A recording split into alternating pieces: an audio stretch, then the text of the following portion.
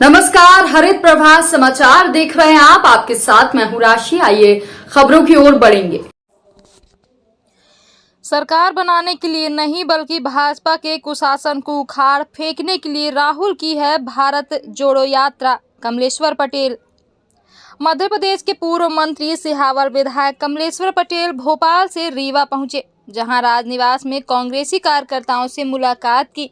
इस दौरान पत्रकारों से चर्चा करते हुए श्री पटेल ने कहा कि राहुल गांधी की भारत जोड़ो यात्रा से बीजेपी बेचैन है। श्री पटेल ने कहा कि लोकसभा विधानसभा चल नहीं रही है, जिससे मजबूर होकर कांग्रेस अपनी बात जनता के बीच में ले जा रही है। भारत जोड़ो यात्रा का मुख्य उद्देश्य भाजपा सरकार के कुशासन को उखाड़ फेंकना है, ना कि सत्ता में बैठकर शासन करना। पूर्व मंत्री कमलेश्वर पटेल ने भाजपा सरकार पर किस तरह से निशाना साधा और राहुल गांधी के भारत जोड़ो यात्रा के संबंध में क्या कहा है, आइए सुनाते हैं। सरकार में बैठे हुए मुख्य लोग 18 साल से क्या कर रहे थे भाई? 17 साल से तो इन्हीं की सरकार है ना, तो 17 साल से सो रहे थे। अब इवेंट करने की ज़रूरत है। जब उनको लगा कि हमारी सत्ता जाने वाली है, पहले भी सरकार तो चली गई थी, सरकार तो कांग्रेस की बनी थी, जनता ने तो इनको खदेड़ दिया था, पर इन्होंने जोड़ तोड़ करके खरीद फरोख्त करके संवैधानिक संस्थाओं की खिल्ली उड़ा के ये सरकार बनाई थी। और जनता को क्या मिला? कितनी तेजी से कमलनाथ जी प्रदेश की जनता के हित में काम कर रहे थे। किसानों की कर्ज माफ़ी से लेके 1000 गौशाला बनाने से लेके इंदिरा गृह ज्योति योजना के तहत 100 रुपये 100 यूनिट बिजली का प्रावधान किया था। 10 हाउस पावर तक बिजली का बिल आधा करने का किया था।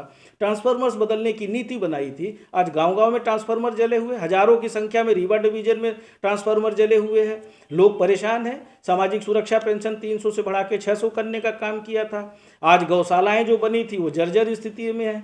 4000 नवीन गौशालाएं बनाने की भी स्वीकृति दी थी। आवारा पशु से सबसे ज़्यादा किसान परेशान है।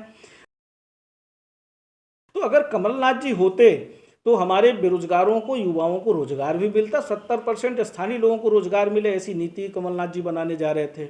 मैग्निफिसेंट एमपी जो इंडस्ट्रीज को मध्य प्रदेश में आमंत्रित करने का या उद्योग स्थापित हो, उसके लिए इंदौर में कितना व्यवस्थित ढंग से हुआ था, और देश का कोई ऐसा उद्योगपति नहीं था कि जो उसमें शामिल नहीं हुआ हो। अब इनको तो जाके न्योता देना पड़ता है, इवेंट करते हैं, इनके बस का कुछ नहीं है। इन्होंने देश की शैक्षणिक व्यवस्था, स्वास्थ्य व्यवस्था मध्य प्रदेश की पूरी तरह से चौपट कर दी है। स्कूल खाली पड़े हैं। कोविड में आपने देखा क्या स्थिति थी, लोग दवाई के अभाव में जाने चली गई। जिनकी डेथ हुई, कोविड का सर्टिफिकेट है, आज तक उनके खाते में राहत राशि नहीं मिली। और देने का तो प्रावधान 2 लाख का था, 4 लाख का था, देते देते 50,000 रुपये आ गए, वो भी नहीं मिला। तो देखिए, इनकी सारी व्यवस्थाएं सिर्फ लूट खसोट मची हुई है। आयुष्मान कार्ड लेके चले जाएं हॉस्पिटल्स में, क्या दुर्दशा होती है मरीजों की। हमारे पास तो डेली कंप्लेंट्स आती है। एक ही काम चल रहा है, कौन सा जन अभियान सेवा पर चलाते हैं समझ में नहीं आता। पहले ग्राम उदय से भारत उदय चलाया था पिछली चुनाव के टाइम में, और इस बार अभी जन सेवा अभियान चल रहा है। कौन सी सेवा है? आवेदन पर आवेदन। अब तो गरीबों का विश्वास उठ गया, कोई आवेदन देने भी नहीं जा रहा है, कोई निराकरण नहीं होता। राजस्व के मामले में लूट खसोट मची हुई है।